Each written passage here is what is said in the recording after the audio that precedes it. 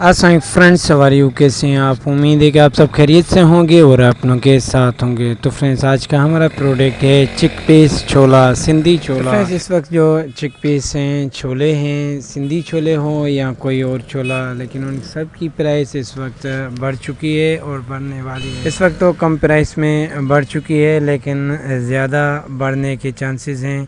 तो फ्रेंड्स, सबसे पहले आप मेरे यूट्यूब चैनल में न्यू है तो लाइक और सब्सक्राइब और बेल आइकन ज़रूर प्रेस करें। तो फ्रेंड्स, चलते हैं अपने प्रोडक्ट की होलसेल रिटेल प्राइस की तरफ। तो फ्रेंड्स, रिटेल प्राइस पर केजी की इस वक्त जो चल रही है 280 से लेकर 270 रुपीज़। अगर आप इसे 25 केजी तोड़ा लेने चाहते हैं तो वो आपको पड़ेगा 6500 रुपीज़, 6500 रुपये। अगर आप ज़्यादा क्वान्टिटी में लेंगे तो आपको ये बड़ी मार्केट से आपको ये कम प्राइस में इस वक्त मिल सकता है।